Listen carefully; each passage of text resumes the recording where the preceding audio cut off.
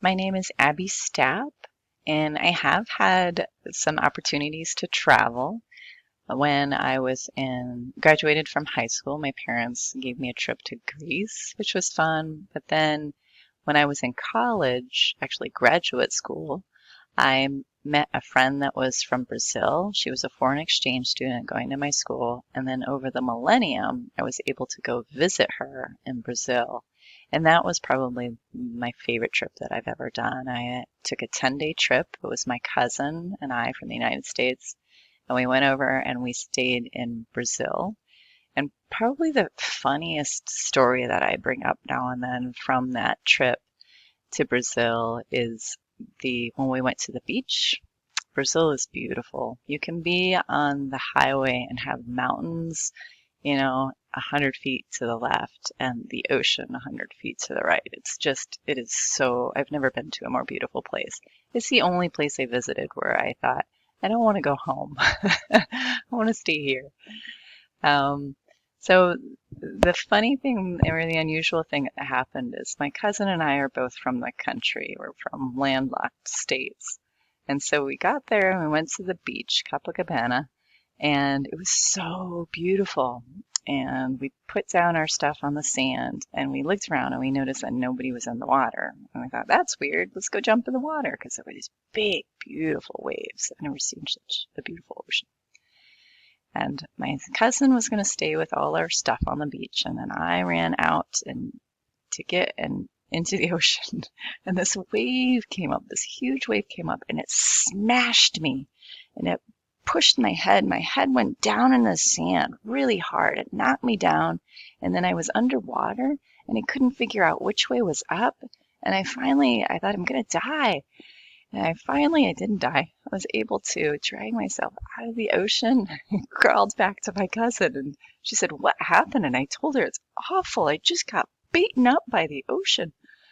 And she didn't, well, maybe she believed me, but she decided to try anyway. And she went out and the same thing happened. She got just smashed and it hurt. The water hurt so much because it just came down with such force and slammed you into the sand underneath. She dragged herself out. We didn't go back into the ocean again, but we enjoyed the sand after that. So that's kind of funny.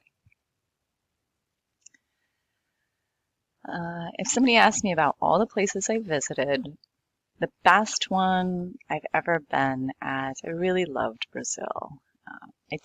We did some of the touristy things, like we went up onto the Christ the Redeemer mountain. You can take a tram up, a really steep tram up this mountain and look down at Rio, which was beautiful.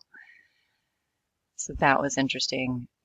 Greece was interesting too for the historical part, but again, Brazil, I've never been to such a tropical, beautiful place. If somebody gave me $20,000 right now, I would like to go to, and I've never been here, so I would like to go to New Zealand. And it is because my grandfather told me one time before he passed, he said it was the most beautiful place he'd ever traveled, and he would like to go back. Since then, I got married, and my husband knows somebody that lived in New Zealand, and that little thing that my grandfather said has always kind of been in the back of my mind that I would like to go see New Zealand because it's the most beautiful place he'd ever been. So kind of in honor of his memory, I would love to go there and check it out. What's so special about it? And that's what's special about it. I haven't been. I'm not sure what it's like. I've seen pictures of how beautiful it is. And it's something that kind of connects me to my grandfather and his memory.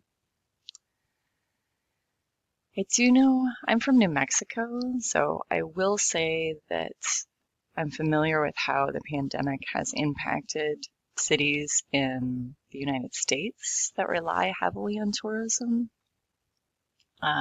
Being from New Mexico, spent a lot of time in Taos. I have friends from Taos, and my mother-in-law lived in Taos for a while. And Taos's economy is based on tourism.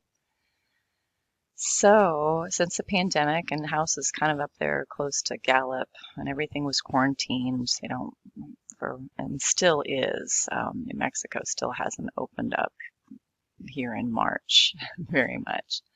They've lost a lot of businesses, which is sad. These are a lot of small businesses. Again, the economy, we're talking the plaza and the festivals they have and the restaurants they have there and all the shopping.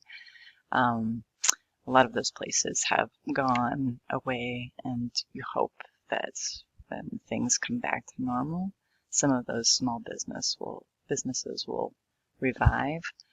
But right now, it looks pretty grim. And again, restaurants in New Mexico, and here it is, I guess it's April now, are still not at full capacity. Only recently were they able to open up to business.